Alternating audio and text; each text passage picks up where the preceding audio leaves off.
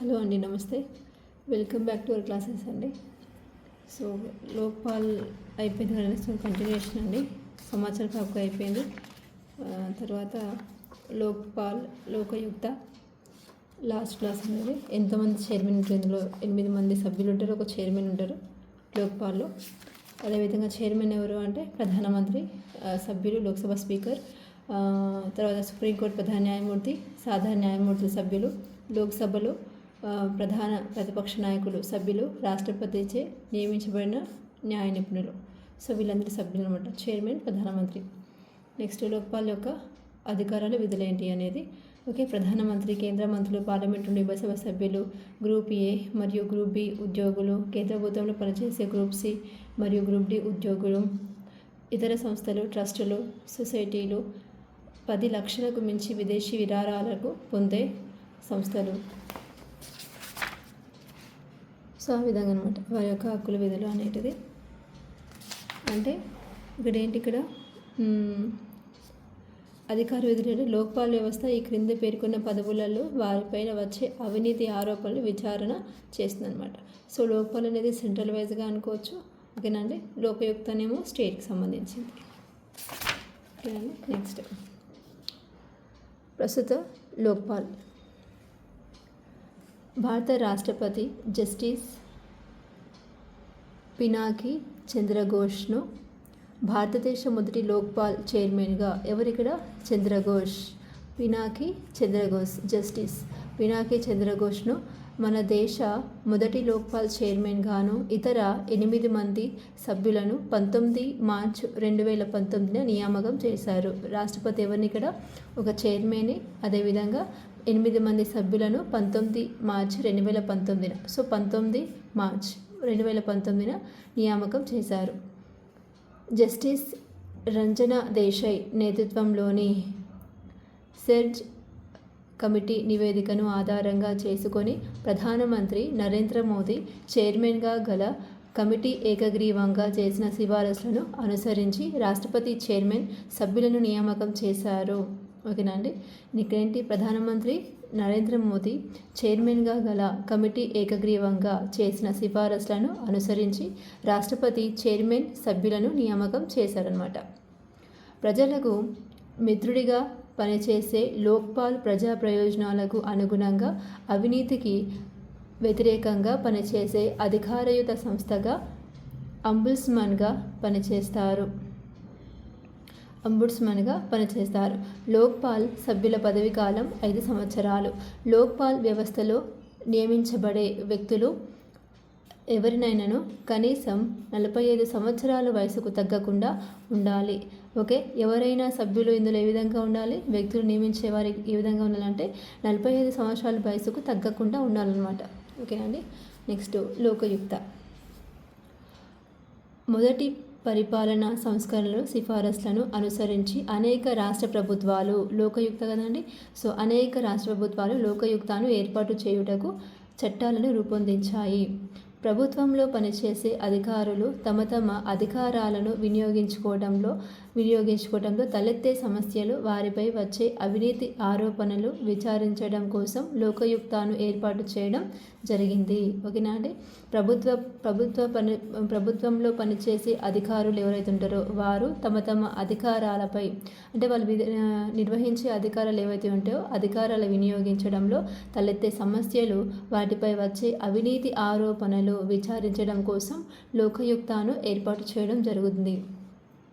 పరిపాలనాధికారులతో పాటు ప్రజాప్రతినిధులు, శాసనసభ్యులు, స్థానిక స్వపరిపాలనా సంస్థలలోనూ, అదేవిధంగా ప్రభుత్వ ఆధ్వర్యంలో పనిచేసే ఇతర సంస్థలకు చెందిన ప్రతినిధులపై వచ్చే ఆరోపణలకు లోకయుక్త విచారణ చేస్తుంది. ఎవరిక్కడ ప్రజాప్రతినిధులు, అదేవిధంగా శాసనసభ్యులు, స్థానిక స్వపరిపాలన ఉన్న సభ్యులపైన ఏం చేస్తుంది, ఇక్కడ ఆరోపణలను లోకయుక్త విచారణ చేస్తుందన్నమాట.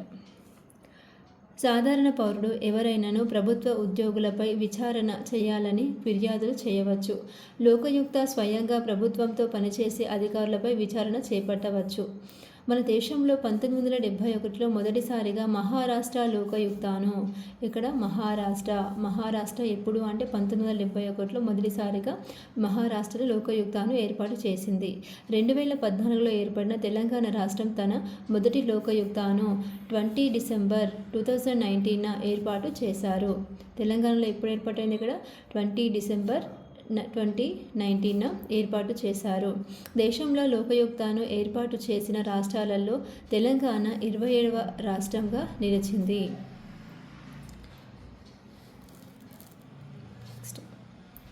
రాష్ట్ర గవర్నర్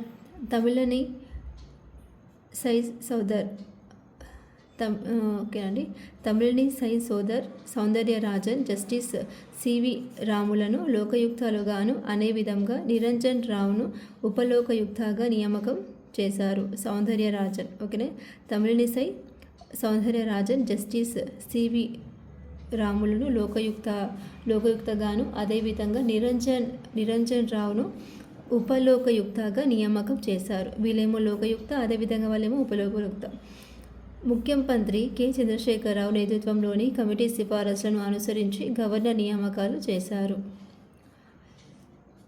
నెక్స్ట్, లోకయుక్త, ఉపలోకయుక్తగా నియమించబడేవారు తమ పదవి బాధ్యతలు స్వీకరించిన తేదీ నుంచి 5 సంవత్సరాల వరకు పదవిలో కొనసాగుతారు. దుష్ప్రవర్తన, అసమర్థత అనే కారణాలపై లోకయుక్తాను, ఉపలోకయుక్తాను గవర్నర్ పదవి నుంచి తొలగించవచ్చు. లోకయుక్త చట్టంలోని నియమ నిబంధనలను అనుసరించి మంత్రుల యొక్క చర్యలపై, కార్యదర్శులపై, శాసనసభ్యులపై, మున్సిపల్ కార్పొరేషన్ మేయర్, యూనివర్సిటీల వైస్ ఛాన్సలర్, రిజిస్టర్లు, ప్రభుత్వ ఉద్యోగులపై విచారణ చేపట్టవచ్చు. విచారణ చేసిన తదనంతరం తమ నివేదికలను ఎలాంటి జాప్యం లేకుండా సంబంధిత అధికారులకు అందజేస్తారు. దాని ప్రకారం దానిపై చర్యలు తీసుకోబడతాయి. నెక్స్ట్, పారదర్శకత, జవాబుదారీతనం. సుపరిపాలనకు పారదర్శకత, జవాబుదారీతనం ప్రధాన లక్షణాలుగా ఉంటాయి. పాలనలో పారదర్శకతకు, జవాబుదారీతనానికి అనేక అంతర్జాతీయ సంస్థలు ఎన్నో సూచనలు చేశాయి. ప్రధానంగా ప్రపంచ బ్యాంకు, ఐక్యరాజ్య సమితి అభివృద్ధి కార్యక్రమం UNDP తన నివేదికల ద్వారా ఈ భావనకు విస్తృత ప్రచారం కల్పించాయి. భారత ప్రభుత్వం వివిధ రాష్ట్రాల ప్రభుత్వాల పాలనలో పారదర్శకత, జవాబుదారీతనం కోసం ఎన్నో చర్యలు చేపట్టాయి.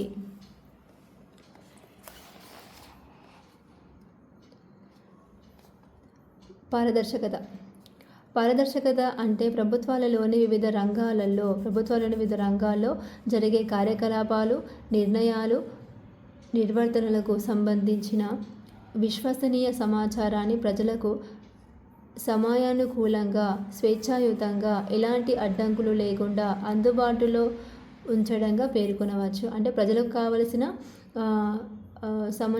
సమానంగా, అదేవిధంగా స్వేచ్ఛాయుతంగా, ఎలాంటి అడ్డంకులు లేకుండా అందుబాటులో ఉండడం పేర్కొనవచ్చు. అంటే విశ్వసనీయమైన సమాచారం మొత్తం కూడా. నెక్స్ట్, వీటిలో సమయానుకూలత, ఖచ్చితత్వం సమాచారానికి అంతర్భాగంగా ఉంటాయి.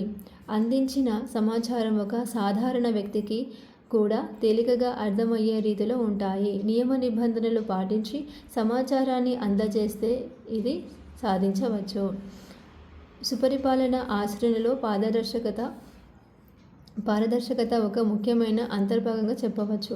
పరిపాలనలో నిర్ణయీకరణ ప్రక్రియలో సామాజిక తనిఖీ సోషల్ ఆడిట్ పారదర్శకతకు తోడ్పడుతుంది. పారదర్శకత పరిపాలనలో ఈ క్రింద సూచించిన పద్ధతుల ద్వారా కార్యసాధనకు పెంపొందిస్తుంది. ఓకేనా అండి. నెక్స్ట్, సేవల అందుబాటు వ్యవస్థను క్రమబద్ధీకరించడం. ఫస్ట్ పాయింట్, సేవల అందుబాటు వ్యవస్థను క్రమబద్ధీకరించడం. జవాబుదారీతనాన్ని పెంపొందించడం. పాలనలో అవినీతి, అక్రమాల తొలగింపు, అనుచిత ఆచరణలు తగ్గించడానికి సాంఘిక తనిఖీ సిఫారసులు చేయడం. జవాబుదారీతనం ప్రభుత్వంలోని ఉద్యోగులు, అధికారులు, ప్రజాసేవకులు తమ నిర్ణయాలు, కార్యాచరణకు ప్రజలకు బాధ్యత వహించటాన్ని జవాబుదారీతనంగా చెప్పవచ్చు. ఇక నుండి వారు తమ కార్యకలాపాల విషయంలో ప్రజా పరిశీలనకు గురి కావాల్సి ఉంటుంది. విస్తృత అర్థంలో చెప్పాలంటే పౌరసేవా సంస్థలు, వినియోగదారుల సంస్థలకు ఉద్యోగులు జవాబుదారీగా ఉండాలి. ఎవరికి ఇక్కడ? పౌరసేవా సంస్థలు, అదేవిధంగా వినియోగదారుల సంస్థలకు ఉద్యోగులు జవాబుదారీగా ఉండాలి. పాలనలో సమన్యాయం, పారదర్శకత పాటిస్తే జవాబుదారీతనం సిద్ధిస్తుంది. సో సారాంశం అండి. ఈ అధ్యయనం ద్వారా పాలన ప్రధానతను, పాలనలోని వివిధ రకాలైన స్మార్ట్ గవర్నెన్స్, సరళత, నైతిక, జవాబుదారీ, స్పందనాత్మక, పారదర్శక పాలన, సుపరిపాలన, ఎలక్ట్రానిక్ పాలన తదితర అంశాలను గ్రహిస్తాం. పటిష్టమైన న్యాయబద్ధమైన అభివృద్ధిని సాధించడానికి, దాని సాధనకు అవసరమయ్యే పరిస్థితులను స్థాపించడానికి సుపరిపాలన అత్యంత కీలకమైనది. అందువల్ల ప్రభుత్వ విధాన ఎంపికల్లో సుపరిపాలన అంతర్భాగమైంది. సమాచార హక్కు పౌరులకు ప్రభుత్వ కార్యకలాపాలకు సంబంధించిన వివరాలను డిమాండ్ చేసే అధికారాన్ని కల్పిస్తుంది.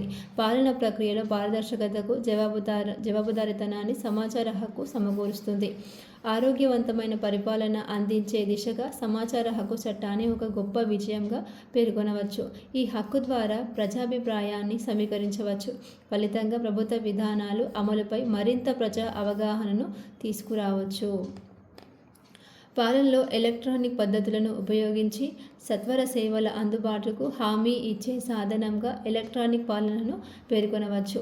ఎలక్ట్రానిక్ పాలన పౌరులకు ఎంతో ప్రయోగాత్మకంగా ఉంటుంది. దీనిలో భాగంగా పాలనకు సంబంధించిన సమాచారాన్ని ప్రభుత్వ వెబ్సైట్లో, వివిధ శాఖల వెబ్సైట్లలో ఉంచుతారు. అలాగే సమస్య పరిష్కార యంత్రాంగం కూడా ఎలక్ట్రానిక్ పద్ధతిలో ఉంటుంది. పాలనకు సుపరిపాలన స్వభావాన్ని తీసుకురావడానికి ఎలక్ట్రానిక్ పాలన చాలా అవసరం. ప్రభుత్వ పౌర సమాజం ఈ రెండింటికి సంయుక్త కార్యాచరణ సుపరిపాలనకు దారితీస్తుంది. అంతిమంగా వివిధ ప్రభుత్వ విధానాల లక్ష్యాలు ఏ మేరకు నిర్వర్తిస్తున్నాయో సంరక్షించుకోవడానికి ఇది దోహదపడుతుంది. పౌర సమాజం, ప్రభుత్వం సంయుక్త కార్యాచరణ పాలనలో సమీక్షకు, ఫలితాల అంచనాకు, ప్రజాభిప్రాయ సమీకరణకు తోడ్పడుతుంది.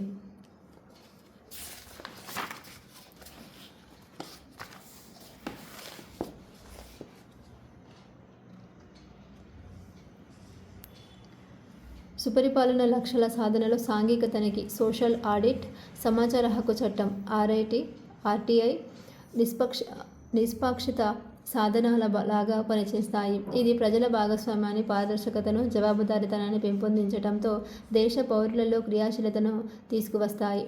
ఈ భావనతో అభివృద్ధితో ప్రజల ప్రమేయం మరింత ఫలవంతమవుతుంది. దీనివల్ల క్షేత్రస్థాయిలో, అట్టడుగు స్థాయిలో పటిష్టమైన ప్రజాస్వామ్య సంస్కృతి పెంపొందుతుంది. ప్రభుత్వ సేవల విషయంలో పేదలకు అనుకూలమైన దృక్పథాన్ని ఈ భావన తీసుకువస్తాయి. పరిపాలనకు ప్రజల ముందుకు తీసుకురావడానికి టెక్నాలజీ ప్రధాన పాత్ర పోషిస్తుంది. ఈ శతాబ్దంలో ప్రభుత్వాలు సాంకేతిక పరిజ్ఞానాన్ని ఉపయోగించి అనేక రకాల సేవలు అందిస్తున్నారు. ప్రధానంగా పాలనలో అవినీతి అరికట్టేందుకు వివిధ స్థాయిలో లోక్పాల్, లోకాయుక్తాలను విశేష అధికారాలతో ఏర్పాటు చేయడం జరుగుతుంది. ప్రస్తుత యుగంలో ప్రభుత్వం చాలా క్రియాశీలకంగా మారి ప్రజలకు అనేక రకాలైన సేవలను అందిస్తోంది. ఈ క్రమంలో పరిపాలనలోని దుర్లక్షణాలైన అవినీతి, అధికార దుర్వినియోగం మొదలైన వాటిని నిర్మూలించి పాలనను మరింత బాధ్యతాయుతంగా తీర్చిదిద్దడానికి సాంకేతిక పరిజ్ఞానం ఎంతో ఉపయోగపడుతుంది. నెక్స్ట్ చాప్టర్ అండి. ఈ సిలబస్ పాలిటీ సెకండ్ ఇయర్లో ఇదే లాస్ట్ చాప్టర్ అండి. భారతదేశం, ప్రపంచ దేశాలు. ఇందులో జీకే పాయింట్ ఆఫ్ వ్యూగా వచ్చే అవకాశాలు ఉంటాయండి.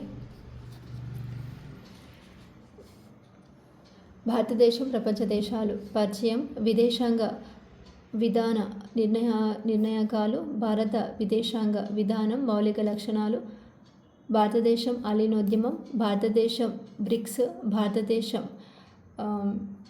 బిమ్స్టిక్, సార్క్, ఐక్యరాజ్య సమితి. ఓకే, సారాంశం, ప్రశ్నలు.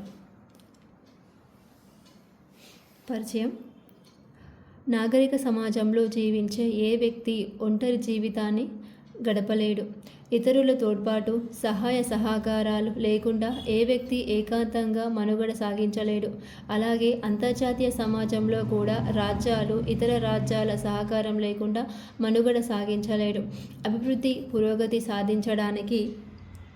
కొనసాగించడానికి ప్రతి రాజ్యం ఇతర రాజ్యాల సహాయ సహకారాలు కోరుకుంటుంది. అందువల్ల ప్రతి రాజ్యం తన గుర్తింపునకు పరిరక్షించుకోవడానికి, తన జాతి ఆశయాలు, లక్ష్యాలు సాధించడానికి తప్పనిసరిగా ఇతర రాజ్యాలతో సంబంధాలు నిర్వహించుకోవాలి. ప్రధానంగా ఆధునిక ప్రపంచంలో ఎన్నో సంక్లిష్ట పరిస్థితుల నేపథ్యంలో అభివృద్ధి అవకాశాలను అందిపుచ్చుకోవడానికి లేదా సమస్యను నుంచి బయట పడడానికి ప్రతి జాతిరాజ్యం ఇతర జాతి రాజ్యాల సహాయ సహకారాలు పొందడం చాలా అవసరం. దీనికోసం ప్రతి రాజ్యం విదేశీ రాజ్యాలతో సంబంధాలు ఏర్పాటు చేసుకొని నిర్వహించుకోవడానికి చక్కని అర్థవంతమైన విదేశాంగ విధానం అవసరమవుతుంది. ఓకే అండి.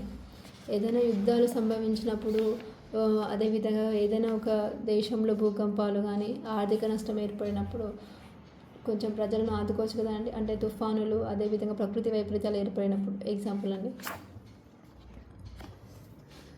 నెక్స్ట్ విదేశాంగ విధాన నిర్ణాయకాలు. విదేశాంగ విధాన నిర్వచనం. Anderson C. రోడీ నిర్వచనంలో ఒక రాజ్యం ఇతర రాజ్యాలతో సంభాషణల ద్వారా తన కీలక ప్రయోజనాలను సంరక్షించుకోవడానికి లేదా కొనసాగించడానికి అవసరమయ్యే మూల సూత్రాల సముదాయాన్ని రూపొందించుకొని ఆ మూల సూత్రాలు అమలు ద్వారా తన ప్రవర్తన రీతిని తీర్చిదిద్దుకోవడానికి ఉపయోగపడే విధాన పత్రమే విదేశాంగ విధానం. ఓకేనా. ఇక్కడ ఏంటి, ఒక రాజ్యం ఇతర రాజ్యాలతో సంభాషణ ద్వారా తన కీలక ప్రయోజనాలను సంరక్షించుకోవడానికి లేదా కొనసాగించడానికి అవసరమయ్యే మూల సూత్రాల సముదాయాన్ని రూపొందించుకొని ఆ మూల సూత్రాలు అమలు ద్వారా తన ప్రవర్తన రీతిని తీర్చిదిద్దుకోవడానికి ఉపయోగపడే విధాన పత్రమే విదేశాంగ విధానం. తీర్చిదిద్దుకోవడానికి ఉపయోగపడే విధాన పత్రమే విదేశాంగ విధానం. ఓకేనండి. చెప్పింది ఎవరు ఇక్కడ? Anderson C. రోడీ. విదేశాంగ విధానం లక్ష్యాలు. ఒక రాజ్య విదేశాంగ విధానానికి కొన్ని నిర్దిష్ట లక్ష్యాలు తప్పనిసరిగా ఉండాలి. ఈ లక్ష్యాలు జాతీయ ప్రయోజనాల ఆధారంగా రూపొందుతాయి. వీటిలో ఏ రాజ్యానికైనా తప్పనిసరిగా ఉండే కొన్ని సార్వజనీన లక్ష్యాలు ఉంటాయి. వాటిలో జాతీయ సమగ్రతను కాపాడుకోవడం, సార్వభౌమాధికారాన్ని పరిరక్షించుకోవడం, ఆర్థిక ప్రయోజనాలను పెంపొందించుకోవడం, ప్రపంచ వ్యవస్థను సమర్థించడం మొదలైనవి ఉంటాయి. ఒక రాజ్య విదేశాంగ విధానం అనేక నిర్ణాయకాలపై ఆధారపడి ఉంటుంది. విదేశాంగ విధాన నిర్ణాయకాలను సాధారణ నిర్ణాయకాలు, అంతర్గత నిర్ణాయకాలు, బాహ్య నిర్ణాయకాలుగా వర్గీకరించవచ్చు. సో అంతర్గత, అదేవిధంగా బాహ్య. నెక్స్ట్ ఏంటి? సాధారణ నిర్ణాయకాలు, అంతర్గత నిర్ణాయకాలు, బాహ్య నిర్ణాయకాలు. సాధారణ నిర్ణాయకాలు. విదేశాంగ విధాన సాధారణ నిర్ణాయకాలు అన్ని రాజ్యాలకు ఒకే విధంగా ఉంటాయి. వాస్తవానికి విదేశాంగ విధానానికి అవి మౌలిక అంశాలుగా ఉంటాయి. వీటిలో కొన్ని మౌలిక అంశాలు అన్నమాట. ఇక్కడ ఏంటి? విదేశాంగ విధాన సాధారణ నియామకాలు అన్ని రాజ్యాలకు ఒకే విధంగా ఉంటాయి సాధారణంగా. సో హెడ్డింగ్లోనే ఉందండి సాధారణంగా. సాధారణ నిర్ణయాలు. ఓకేనా. సాధారణ నిర్ణాయకాలు అన్ని రాష్ట్రాలకు ఒకే విధంగా ఉంటాయి. ఓకేనా అని చూద్దామండి. వాటిలోని కొన్ని అంశాలు ఇక్కడ. ఒక రాజ్య సార్వభౌమాధికారం, సమగ్రత, రాజ్యాల మధ్య పరస్పర ఆధారత, జాతీయ ప్రయోజనాల అభివృద్ధి, అంతర్గత బాహ్య పరిస్థితులు. ఒక రాజ్య సార్వభౌమాధికారం, సమగ్రత. మళ్ళీ వీడి గురించి 2 లైన్స్ అండి. విదేశాంగ విధాన రూపకల్పనలో ప్రతి రాజ్యం తన సార్వభౌమాధికారం, ప్రాదేశిక సమగ్రతల పరిరక్షణకు ప్రాధాన్యం ఇస్తుంది. ఒక రాజ్యం తన ప్రదేశాన్ని, సంపదను, పౌరుల జీవితాలను కాపాడుకోవాలి. ఏంటి ఇక్కడ విదేశాంగ విధాన రూపకల్పనలో ప్రతి రాజ్యం తన సార్వభౌమాధికారం తన సార్వభౌమాధికారం ప్రాదేశిక సమగ్రత పరిరక్షణకు ప్రాధాన్యం ఇస్తుంది. ఒక రాజ్యం తన ప్రదేశాన్ని, సంపదను, పౌరుల జీవితాలను ఏం చేయాలి ఇక్కడ కాపాడుకోవాలి. అది రాజ్య సార్వభౌమాధికారం, సమగ్రత. నెక్స్ట్ రాజ్యాల మధ్య పరస్పర ఆధారత. ప్రపంచంలోని రాజ్యాలన్నీ పేద లేదా ధనిక, చిన్న లేదా పెద్ద రాజ్యాలు ఒకదానిపై ఒకటి ఆధారపడి ఉన్నాయి. ఈ పరస్పర ఆధారత ఒక్కో అవసరానికి కావచ్చు లేదా అనేక అవసరాలకు కావచ్చు. ఈ పరస్పర ఆధారిత రాజ్యాల మధ్య సహకారానికి లేదా సంఘర్షణలకు దారితీయవచ్చు. మేధో సంపత్తితో తయారయ్యే విదేశాంగ విధానం ఇతర రాజ్యాలతో దౌత్య సంబంధాలు సాధనకు కృషి చేస్తుంది. విదేశాంగ విధానం ఆధారంగా సంబంధాలు ఏర్పరచుకునే ప్రతి రెండు రాజ్యాలు ఎన్నో ప్రయోజనాలు పొందటం కానీ లేదా పరస్పర బేరసారాలు సాగించుకోవడానికి కానీ చేయడానికి కృషి చేస్తాయి. అంటే రాజ్యాల మధ్య సంబంధం ఏ విధంగా ఉంటుంది, ఓకేనా అండి. సో ఆ విధంగా సహకారం కావచ్చు లేదా ఘర్షణ కూడా కావచ్చు. ఫర్ ఎగ్జాంపుల్ ఇండియా పాకిస్తాన్ కావచ్చు, అదేవిధంగా ఇండియా అమెరికా కూడా కావచ్చు, ఆ విధంగా అన్నమాట. జాతీయ ప్రయోజనాల అభివృద్ధి. ఫర్ ఎగ్జాంపుల్ దీనికి విరుద్ధంగా చెప్పుకోవాలంటే ఘర్షణలు అంటే ఈ మధ్య రష్యా ఉక్రెయిన్ కూడా ఎక్కువచ్చు. సో ఆ విధంగా రాజ్యాల మధ్య పరస్పర ఆధారత. జాతీయ ప్రయోజనాల అభివృద్ధి. ప్రతి రాజ్యానికి జాతీయ ప్రయోజనాలను సంరక్షించే బాధ్యత ఉంటుంది. రాజ్యం నిర్వర్తించే ఈ ప్రయోజనాలు కాలాన్ని బట్టి, ప్రదేశాన్ని బట్టి, స్థలాన్ని బట్టి, పరిస్థితులను బట్టి మారుతూ ఉంటాయి. ఏంటి ఇక్కడ కాలాన్ని బట్టి, ప్రదేశాన్ని బట్టి, స్థలాన్ని బట్టి, పరిస్థితులను బట్టి మారుతూ ఉంటాయి. విదేశాంగ విధానం ఆధారంగా ఇతర దేశాలతో పరస్పర సహకారం ఏర్పరచుకొని ఈ ప్రయోజనాలను సాధించవచ్చు. ఓకేనా అండి. నెక్స్ట్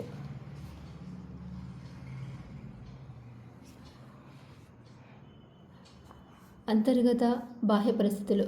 ఒక దేశ అంతర్గత బాహ్య పరిస్థితులు విదేశాంగ విధానాన్ని ప్రభావితం చేస్తాయి. వాస్తవానికి ఏ రాజ్యపు విదేశాంగ విధాన రూపకర్తలైనా ఈ అంశాలకు తప్పనిసరిగా త్వరితగతిన ప్రాధాన్యం ఇవ్వవలసిందే.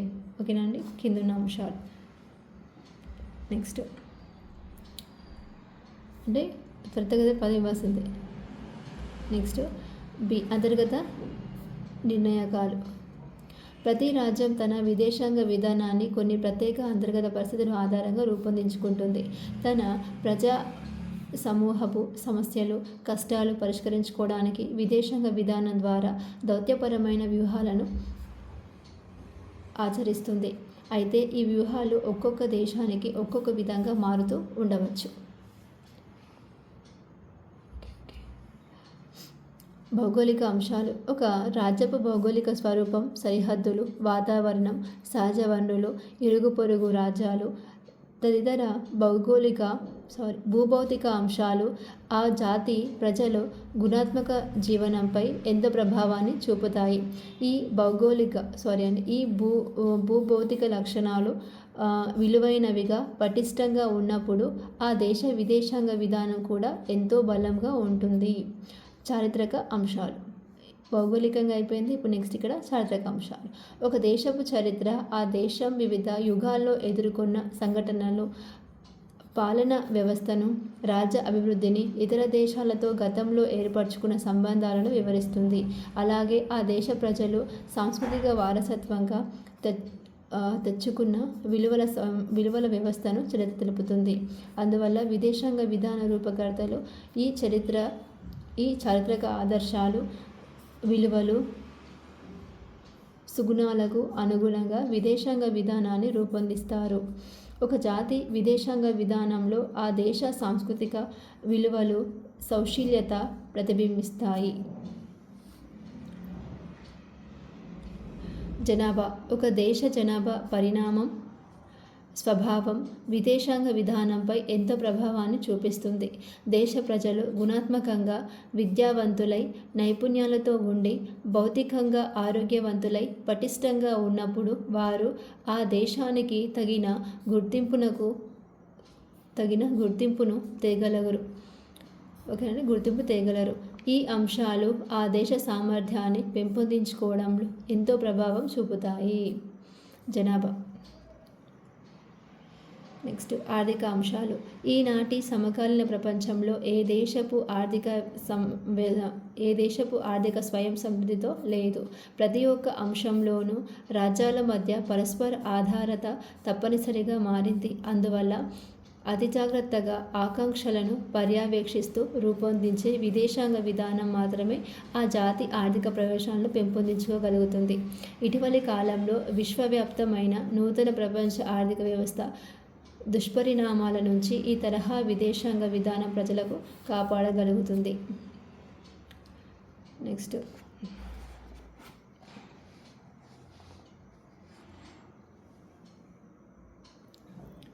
బాహ్య నిర్ణాయకాలు.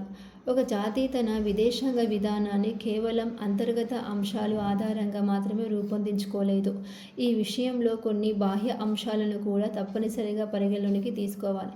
అంటే కేవలం అంతర్గతంగానే మాత్రమే కాకుండా బాహ్యంగా కూడా కొన్ని నిర్ణయాలన్నీ పరిగణలోకి తీసుకోవాలన్నమాట.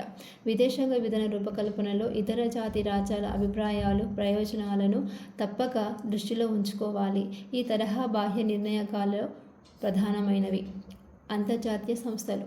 ఒక రాజ్యపు విదేశాంగ విధానంపై వివిధ అంతర్జాతీయ సంస్థల కార్యకలాపాలు ఎంతో ప్రభావం చూపుతాయి. ఈ సంస్థలు అనేక అంతర్జాతీయ శాసనాలను, ఒప్పందాలను రూపొందించి అమలు చేస్తాయి. అంతర్జాతీయ సంస్థలలో పాల్గొనడం లేదా వాటికి దూరంగా ఉండడం విదేశాంగ విధానాల నిర్ణయంపై ఆధారపడి ఉంటుంది. అంతేగాని ఇక్కడ అంతర్జాతీయ సంస్థలు పాల్గొనడం అనేది లేదా దానికి దూరంగా ఉండడం అనేది విదేశాంగ విధాన నిర్ణయాలపైనే ఆధారపడి ఉంటుందన్నమాట. నెక్స్ట్ ఇతర రాజ్యాల అంతర్జాతీయ వ్యవహారాలు. ఒక దేశం తన విదేశాంగ విధానాన్ని రూపకల్పన చేసుకునే క్రమంలో ఇతర దేశాలు దృక్పథాలను ఉపేక్షించలేదు. ఇతర రాజ్యాల ప్రయోజనాలను దృష్టిలో ఉంచుకొని మాత్రమే ఏ రాజ్యమైన వాటితో సంబంధాలు ఏర్పరచుకోగలదు.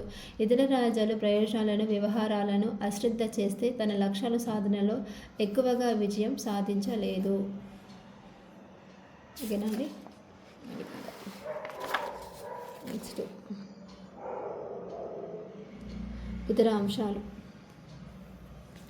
విదేశాంగ విధాన బాహ్య కార్యకాల్లో మరికొన్ని ప్రధానమైన అంశాలు ఉన్నాయన్నమాట. వీటిలో బాహ్య పరిస్థితులు, ప్రాంతీయ పరిస్థితులు, ప్రపంచ రాజకీయ ఆర్థిక అంశాలు, ప్రపంచ అధికార నిర్మితి మొదలైనవి ఉంటాయి.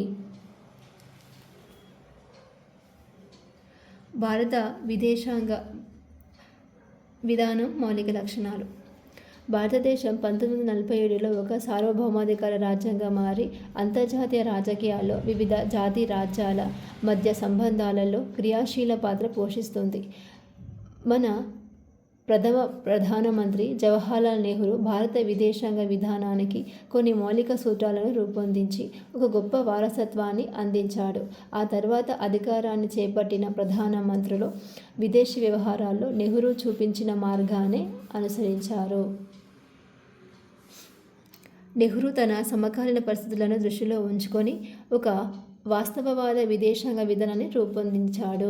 ఓకేనండి. ఒక వాస్తవవాద విదేశాంగ విధానాన్ని నెహ్రూ రూపొందించనమాట. అగ్రరాజ్యాల మధ్య ప్రచ్ఛన్న యుద్ధం 10th క్లాస్ అండి. ఒకసారి ప్రచ్ఛన్న యుద్ధం గురించి లింకప్ టాపిక్ ఉంటుంది, ఒక్కసారి చూడండి. ప్రచ్ఛన్న యుద్ధం ద్విధ్రువీకరణ, 2 ధృవాల మధ్య రాజకీయ సమీకరణ, సైనిక కూటములు, ఆయుధాల పోటీ, సామ్రాజ్యవాదం, వలసవాదం, జాతి వివక్ష తదితర పరిస్థితులు విదేశాంగ విధాన రూపకల్పనకు ప్రభావితం చూశాయి. సో 9th క్లాస్లో కూడా ఉంటుందండి కొంచెం ఇది. వీటిలో కొన్ని కాలక్రమంలో మారినప్పటికీ భారత విదేశాంగ విధాన మౌలిక ఆశయాలు, మూల సూత్రాలు, ప్రమాణాలు మారకుండా అలాగే ఉన్నాయి. భారత విదేశాంగ విధానం ఈ క్రింది మౌలిక లక్షణాలను కలిగి ఉంటుంది.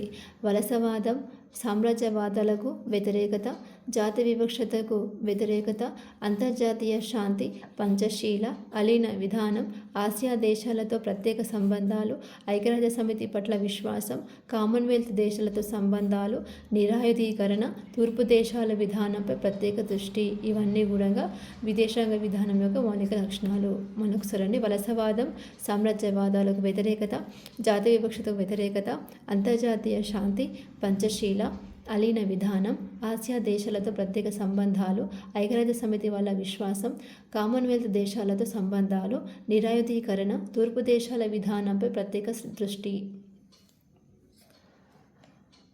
సో ఫస్ట్ పాయింట్ అండి, ఫస్ట్ హెడింగ్ వలసవాదం, సామ్రాజ్యవాదాలకు వ్యతిరేకత.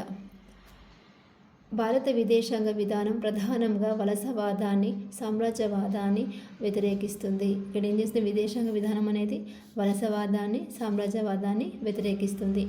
ఆసియా, ఆఫ్రికా, లాటిన్ అమెరికా ఖండాల్లోని వివిధ దేశాల్లో వలసవాద పాలనలో ఉన్న ప్రజల పట్ల భారతదేశం సానుభూతి ప్రకటించింది. వలసవాద పాలన ప్రాంతాల్లో ప్రజలపై నిరంకుశ పాశవిక విధానాన్ని భారతదేశం తీవ్రంగా ఖండిస్తోంది. ఈ ప్రాంతాల ప్రజలు స్వాతంత్రాన్ని పొందటానికి రాజకీయ, దౌత్యపర, ఆర్థిక సహాయాన్నింటినీ భారతదేశం అందించింది. అగ్రరాజ్యాలు రూపొందించిన సామ్రాజ్యవాద వ్యూహాన్ని కూడా విదేశాంగ విధానం వ్యతిరేకిస్తుంది. ఓకేనండి. ఇక్కడ ఏంటి? ఆసియా, ఆఫ్రికా, లాటిన్ అమెరికా ఖండాల్లో వివిధ దేశాల్లోని వలసవాద పాలనలో ఉన్న ప్రజల పట్ల భారతదేశం సానుభూతి ప్రకటించింది. వలసవాద పాలన ప్రాంతంలో ప్రజలపై నిరంకుశ పాశవిక విధానాన్ని భారతదేశం తీవ్రంగా ఖండించిందనమాట. సో ఆ విధంగా. నెక్స్ట్, జాతి వివక్షతకు వ్యతిరేకత. సుదీర్ఘకాలంగా భారతదేశం వర్ణ, జాతి, సంస్కృతి తదితర అంశాల ఆధారంగా జరిగే అన్ని రకాల వివక్షతలను వ్యతిరేకిస్తోంది. జాతి వివక్షత సమస్యను అంతర్జాతీయ స్థాయిలో సముచితంగా వివిధ వేదికల్లో చర్చనీయాంశంగా చేసింది. దక్షిణాఫ్రికా, కాంగో, రొడీషియా అనేది ఇప్పటి జింబాబ్వేలలో అనుసరిస్తున్న ప్రభుత్వ జాతి వివక్షత విధానాన్ని తీవ్రంగా విమర్శించింది.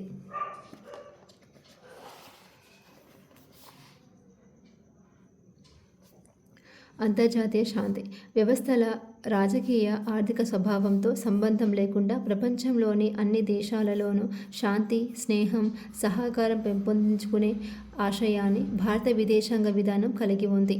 ఓకేనా? ఇక్కడ ఏంటి? దేశాలతోనూ, ప్రపంచంలోని అన్ని దేశాలతోనూ శాంతి, స్నేహం, సహకారం పెంపొందించుకునే ఆశయాన్ని భారత విదేశాంగ విధానం కలిగి ఉంది. ఈ అంశం భారత రాజ్యాంగంలోని 51వ నిబంధన ద్వారా కూడా వెల్లడవుతుంది.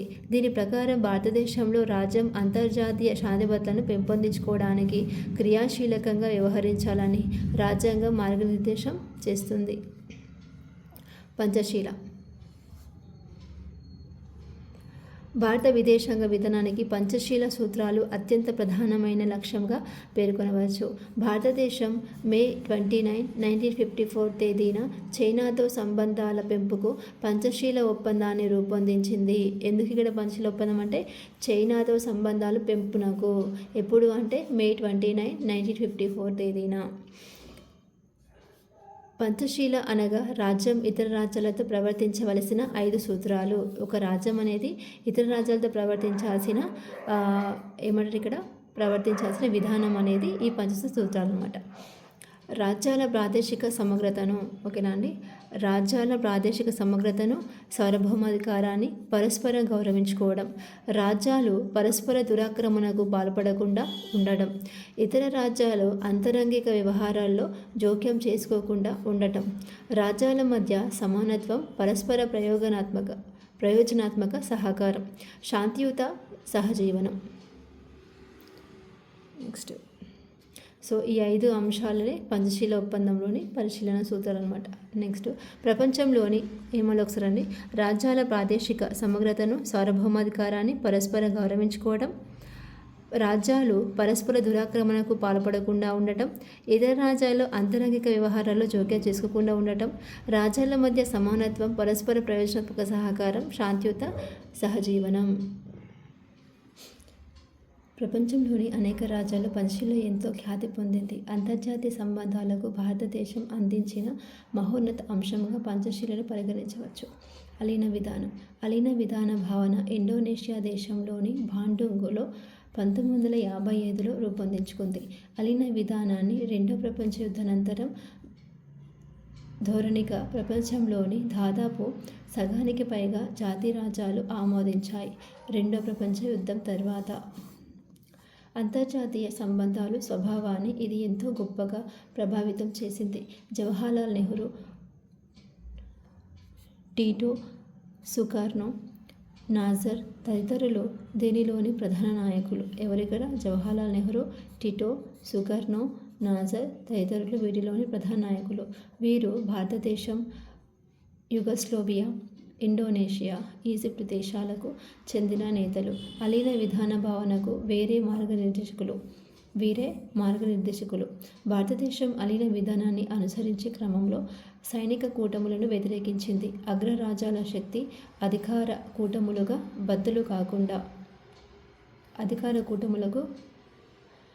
బద్దలు కాకుండా రాజ్యాలకు స్వాతంత్రం ఉండాలని ప్రతిపాదించింది.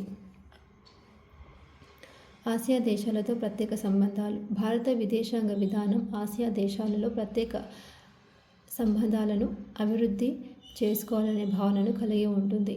ఆసియా దేశాల మధ్య అనేక సదస్సులు, సమావేశాలు ఏర్పాటు చేయడం ద్వారా, అనేక ఒప్పందాలు చేసుకోవడం ద్వారా సమైక్యతను పెంపొందించుకోవడానికి ఎంతో కృషి చేస్తుంది. ఆసియా ఖండాన్ని పెద్ద రాజ్యాల ఆధిపత్యం నుంచి కాపాడి స్వేచ్ఛ కల్పించాలని ఆకాంక్షిస్తుంది. దక్షిణ ఆసియా ప్రాంతీయ సహకార సంఘం ఏర్పాటుకు ప్రత్యేక చొరవ తీసుకుంది. నెక్స్ట్, ఐక్యరాజ్య సమితి పట్ల విశ్వాసం. భారతదేశం ఐక్యరాజ్య సమితి వ్యవస్థాపక సభ్యదేశంగా దాని ఆశయాలను, రాజ్యాంగాన్ని గౌరవిస్తుంది.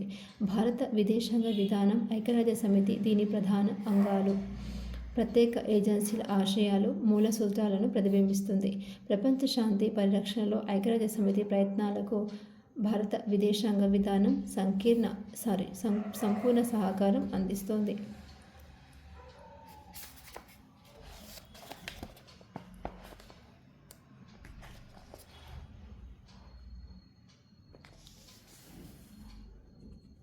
కామన్వెల్త్ దేశాలతో సంబంధాలు. కామన్వెల్త్ దేశాలతో సామరస్య సంబంధాలను కలిగి ఉండటం భారత విదేశాంగ విధానపు మరో లక్షణంగా పేర్కొనవచ్చు. స్వాతంత్ర్యం తర్వాత కూడా లాంఛనప్రాయమైన బ్రిటిష్ నాయకత్వంలోని కామన్వెల్త్ దేశాలతో సంబంధాలు కలిగి ఉండడానికి మొగ్గు చూపింది. 200 సంవత్సరాల పాటు బ్రిటిష్ వలస పాలన ఉన్నప్పటికీ స్వాతంత్ర్యానంతరం బ్రిటన్ నాయకత్వంలోని కామన్వెల్త్లో సంబంధాలు కొనసాగించడానికి నిశ్చయించుకుంది. వివిధ కామన్వెల్త్ శిఖరాగ్ర సమావేశాల్లో భారతదేశం నాయకత్వ పాత్ర పోషించింది. నిరాయుధీకరణ. భారత విదేశాంగ విధానం సాంప్రదాయ అణు ఆయుధాల తయారీని వ్యతిరేకిస్తూ నిరాయుధీకరణ పట్ల నిబద్ధతను కలిగి ఉంది. భారతదేశం అణుశక్తిని శాంతియుత ప్రయోజనాలను వినియోగించుకోవడానికి అనుకూలంగా ఉంటుంది. అణు ఆయుధాలను, అణుబాంబులను, వాటిని మోసుకు వెళ్ళగలిగే క్షిపణులను అహేతుకంగా వినియోగించడాన్ని భారతదేశం వ్యతిరేకిస్తుంది. తూర్పు దేశాల విలీనంపై ప్రత్యేక దృష్టి. 1992 తర్వాత భారత విదేశాంగ విధానం ఆగ్నేయ ఆసియా దేశాల పట్ల ప్రత్యేక దృష్టి నిలిపేలా మార్పు వచ్చింది. ఈ విధానాన్ని ఇప్పుడిక్కడ 1992 తర్వాత భారత విదేశాంగ విధానం ఆగ్నేయ ఆసియా దేశాల పట్ల ప్రత్యేక దృష్టి నిలిపేలా మార్పు వచ్చింది. ఈ విధానాన్ని భారత మాజీ ప్రధానమంత్రి శ్రీ పివి నరసింహారావు ప్రారంభించారు. పొరుగున ఉన్న ఆగ్నేయ ఆసియా దేశాలకు చేరువ కావడం ఈ విధానంలోని ప్రధాన ఉద్దేశం. అందుకని తూర్పు దేశాల విధానంపై ప్రత్యేక దృష్టి అన్నమాట. ఇక్కడ తూర్పు ఆసియా, ఆగ్నేయ ఆసియా దేశాలతో సంబంధాలను తిరిగి వినూత్నంగా నిర్వహించుకోవాలనే ముఖ్య ఉద్దేశం ఈ విధానంలో కనిపిస్తుంది. దీని ద్వారా భారతదేశం ఆర్థిక సహకారాన్ని మరింత వృద్ధి చేసుకోవడానికి వ్యూహాత్మక రక్షణ సహకారాన్ని పొందటానికి అవకాశం ఏర్పడుతుంది. ఇదే క్రమంలో 2014 నుంచి భారతదేశం క్రియాశీల తూర్పు విధానం 2014 నుంచి భారతదేశం క్రియాశీల తూర్పు విధానం యాక్ట్ ఈస్ట్ పాలసీ పేరుతో తూర్పు దేశాలతో విదేశాంగ విధానం మరింత ప్రాధాన్యతతో వ్యవహరించాలని నిర్ణయించారు. దీని కింద ఆగ్నేయ ఆసియా, తూర్పు ఆసియా దేశాలతో అనుకూలాత్మక క్రియాశీలక పాత్రతో సంబంధాలు మరింత మెరుగుపరుచుకోవాలని భారతదేశం నిర్ణయించింది. ఓకేనండి. నెక్స్ట్ ఇక్కడ 2014 భారతదేశం క్రియాశీల తూర్పు విధానం అనే పేరుతో తూర్పు దేశాలతో విదేశాంగ విధానం మరింత ప్రాధాన్యతతో వ్యవహరించాలని నిర్ణయించారనమాట. సో దీన్ని ఎవరు స్టార్ట్ చేశారు? పివి నరసింహారావు గారు, భారత మాజీ ప్రధానమంత్రి.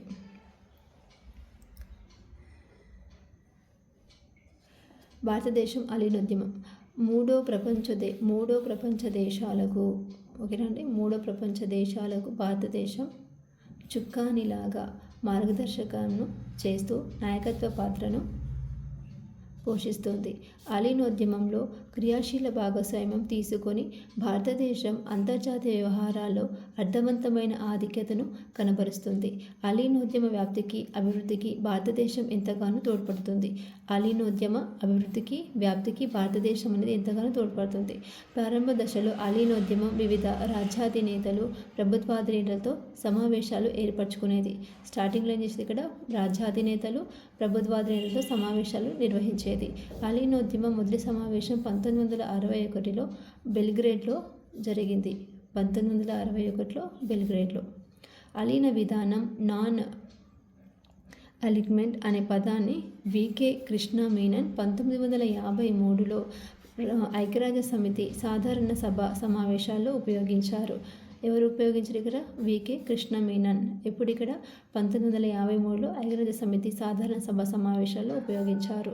ఆ తర్వాత ఈ పదాన్ని జవహర్లాల్ నెహ్రూ 1964లో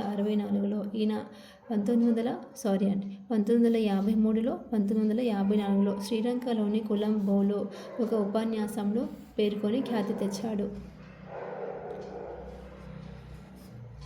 నెక్స్ట్ అలీనోద్యమం 1955లో బాండుంగ్లో ఫస్ట్ ఇక్కడ 1961లో బెల్గ్రేడ్లో జరిగిన అలీనోద్యమం మొదటి సమావేశం అనేది 61లో. తర్వాత ఇక్కడ ఏంటి? ప్రారంభ దశలో. ఓకే. నెక్స్ట్ ఇక్కడ ఏంటి? అలీనోద్యమం 1955లో బాండుంగ్లో జరిగిన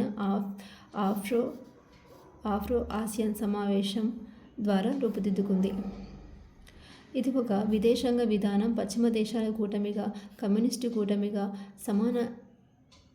సమాన దూరం పాటించే సంవర్ధక విధానం వృద్ధి చెందింది. అలీనోద్యమ వ్యవస్థాపక నాయకులుగా Pandit Jawaharlal Nehru, marshal Tito, Sukarno, Nkrumah, Abdul Nasser తదితర రాజనీతిజ్ఞులు ఉద్యమ వ్యాప్తికి ఎంతో కృషి చేశారు.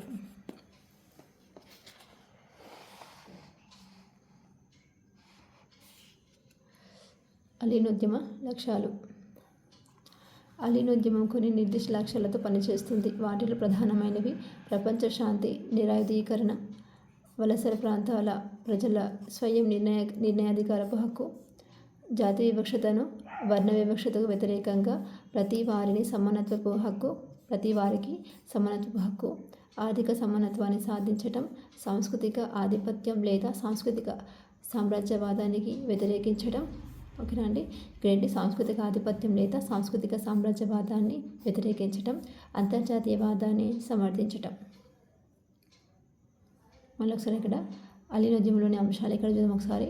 ప్రపంచ శాంతి, నిరాయుధీకరణ, వలస ప్రాంతాల ప్రజలకు స్వయం నిర్ణయాధికారపు హక్కు, జాతి వివక్షత, వర్ణ వివక్షతకు వ్యతిరేకంగా ప్రతి వారికి సమానత్వపు హక్కు, ఆర్థిక సమానత్వాన్ని సాధించటం, సాంస్కృతిక ఆధిపత్యం లేదా సాంస్కృతిక సామ్రాజ్యవాదాన్ని వ్యతిరేకించటం, అంతర్జాతీయవాదాన్ని సమర్థించటం. అలీనోద్యమ శిఖరాగ్ర సమావేశాలు. ఐక్యరాజ్య సమితి తర్వాత భారీ సభ్యత్వం ఉన్న సమూహంగా అలీనోద్యమాన్ని పేర్కొనవచ్చు. ఇప్పుడు ఐక్యరాజ్య సమితి సభ్యత్వం లాగా మళ్ళీ ఒక సమూహం ఎక్కడుంది ఇక్కడ అలీనోద్యమంలో చెప్పవచ్చు అనమాట.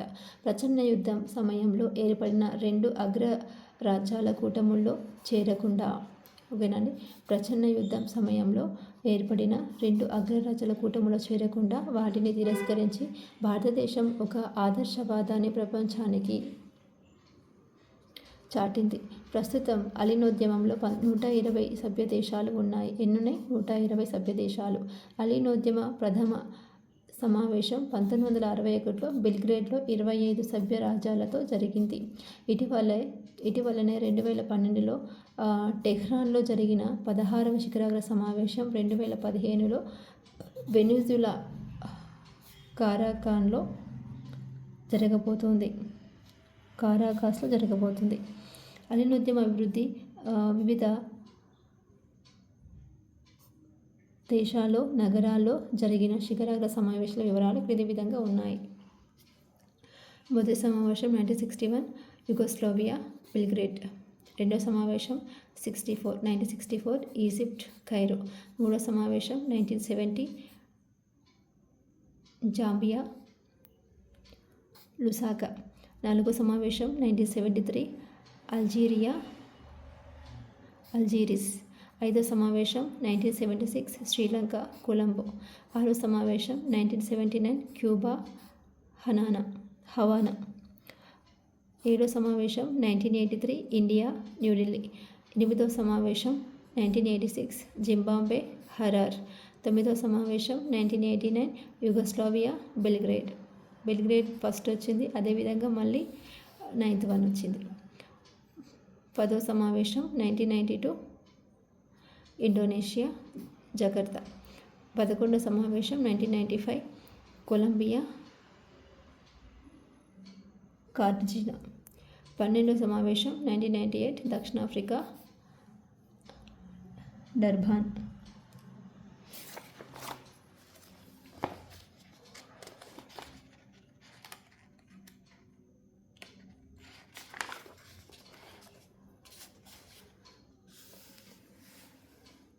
13వ సమావేశం 2003 మలేషియా కౌలాలంపూర్.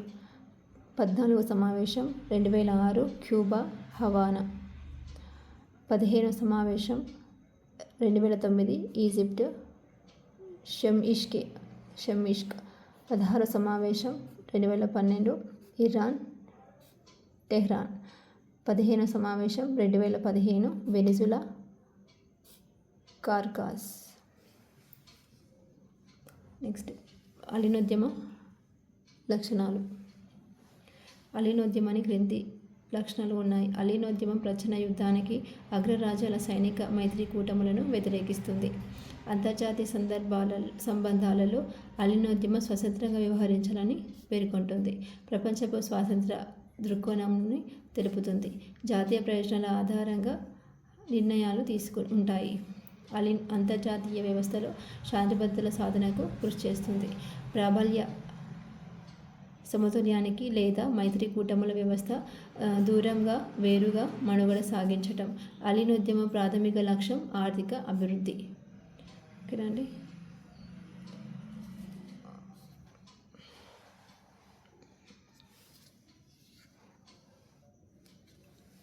నెక్స్ట్ అలీనోద్యమ తోడ్పాటు. అలీనోద్యమం ఎన్నో దశాబ్దాల కార్యనిర్వహణలో గణనీయమైన విజయాలను సాధించింది. మొదటగా అలీనోద్యమం వలసవాదంపై పోరు ప్రకటించింది. ఎవరిక్కడ ఫస్ట్ చేసింది? ఇక్కడ వలసవాదంపై పోరు ప్రకటించి ఎలాంటి షరతులు లేకుండా పూర్తి స్థాయిలో వలసవాదం అంతం కావాలని డిమాండ్ చేసింది. ఈ దిశగా వలస విముక్తి కోసం, రాజకీయ స్వతంత్రం, జాతీయ స్వయం నిర్ణయాధికార హక్కు కోసం పోరాడుతున్న ప్రజలకు సంఘీభావం ప్రకటించి మద్దతునిచ్చింది. ఇది వలస విముక్తికి దారితీసింది. రెండోది సెకండ్ వన్ అలీనోద్యమ విస్తరణ. ప్రచన్న యుద్ధం ద్విధ్రువ సమీకరణల పరిసమాప్తికి దారితీసింది. అమెరికా నాయకత్వంలోని పాశ్చాత్య దేశాలు, సోవియట్ యూనియన్ నాయకత్వంలోని తూర్పు యూరప్ దేశాలు రెండు పరస్పర వ్యతిరేక ధృవాలుగా ఏర్పడి ప్రపంచవ్యాప్తంగా ఉద్రిక్తత సృష్టించాయి. వీటికి వ్యతిరేకంగా అగ్రరాజ్యాలు శత్రుత్వాలకు ఖండించి అలీనోద్యమం ఆసియా, ఆఫ్రికా, లాటిన్ అమెరికా ఖండాల్లోని దేశాలను సమీకరించింది. మూడవది, అలీనోద్యమ ప్రపంచంలోని కొన్ని దేశాల మధ్య జరిగే ఆయుధాలు, సంప్రదాయ ఆయుధాలు, అణ్వాయుధాలు పోటీని వ్యతిరేకించింది. ఈ ఆయుధాల పోటీ వల్ల ఏర్పడే ప్రమాదకర పరిణామాలను ప్రపంచానికి వివరించి నిరాయుధీకరణకు తోడ్పడింది. నాలుగవది, అలీన విధానాన్ని విదేశాంగ విధానంగా స్వీకరించడం వల్ల అనేక వెనుకబడిన దేశాలు ఆర్థిక సహాయాన్ని, తోడ్పాటును తన అభివృద్ధి కోసం రెండు అగ్రరాజ్యాల నుంచి పొందగలిగారు. ఐదవది, అలీనోద్యమ సందర్భాలలో యూరప్ కేంద్రక ఆధిపత్య ధోరణులను నివారించి అలీనోద్యమ దేశాల మధ్య అంతర్జాతీయ వ్యవస్థ సమానత్వం, న్యాయం పెంపొందేలా చేసింది. తద్వారా అంతర్జాతీయ సంబంధాలు మరింత అర్థవంతంగా, ప్రజాస్వామ్యబద్ధంగా మారేలా ప్రయత్నిస్తోంది. ఆరోది, రాజ్యాల మధ్య రాజకీయ ఆర్థిక సమానత్వం ఆధారంగా నూతన అంతర్జాతీయ ఆర్థిక వ్యవస్థను ఏర్పడడానికి అలీనోద్యమం విజయవంతంగా డిమాండ్ చేసింది. అలీనోద్యమం అభివృద్ధి చెందుతున్న దేశాలకు మధ్య ఉత్తర దక్షిణ సంభాషణలు, అభివృద్ధి చెందుతున్న దేశాల మధ్య దక్షిణ సహకార ఏర్పరచడానికి చొరవ తీసుకొని ఎన్నో ప్రయత్నాలు చేసింది. ఇదే విధంగా అలీనోద్యమం నూతన ప్రపంచ సమాచార సాధనాల వ్యవస్థ సాధనకు ఎన్నో ప్రయత్నాలు చేసింది. ఈ విధంగా అలీనోద్యమం అంతర్జాతీయ సందర్భాలలో ఒక సంవర్ధక పాత్రను పోషిస్తూ సమకాలీన అనుగుణ్యతను పెంపొందించుకుంది.